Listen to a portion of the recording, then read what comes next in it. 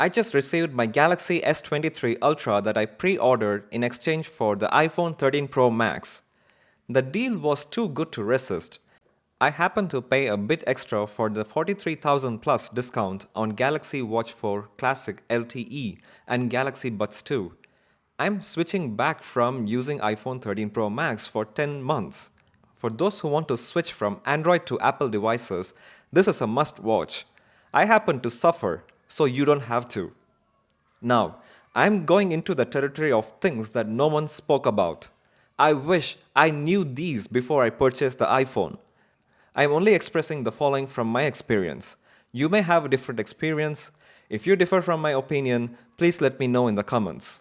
I have always been a user of Samsung Note series. I own the Note 5, Note 9, and now S23 Ultra. I switched from Note 9 to iPhone 13 Pro Max for its good battery life. I used to charge my Note 9 maybe about 2 to 3 times a day.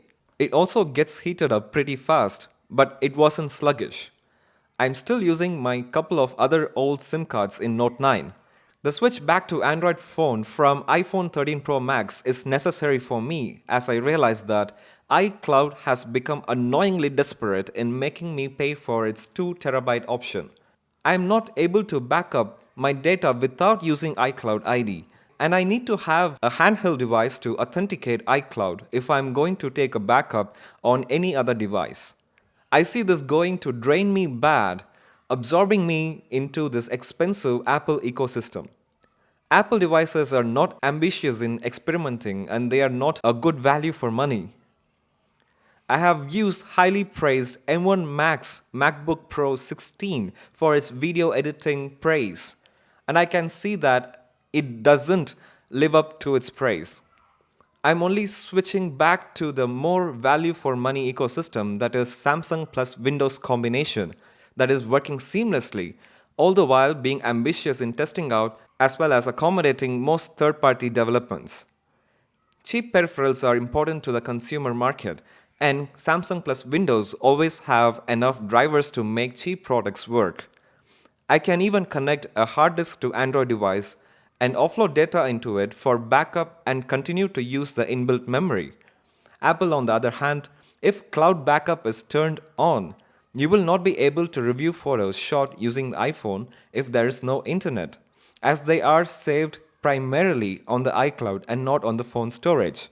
Okay, which is first not convenient, and second, it is a ransom situation. Let me explain. It happened to me. I happened to travel between countries and the iCloud payment option wasn't detected. It's not like iCloud payment was not done or something. Rather, just because iCloud payment method wasn't detected, Apple stopped iCloud services on my phone until I fixed it. The way Apple expect me to fix it is by flying back to the original country and to add the appropriate payment method. Those Apple service folks in the country couldn't do anything about it as it was Apple's policy. Now I'm stranded in another country without my data being backed up into iCloud, as well as I can't retrieve the data from iCloud. This is an absolute ransom situation. I am annoyed by this kind of a mess in Apple's business model, and I feel it is not ethical for me. So I'm going back to Android and continue to use the wider options I have for backup as well as peripheral supports. But why Samsung S23 Ultra? Why didn't I settle for any OnePlus or Huawei series? Google is doing good. So why not Google? I'm seeing Google incorporating Apple's payment model and I'm not happy with that. Also, Google phones are very expensive when purchased in India compared to buying them in the US.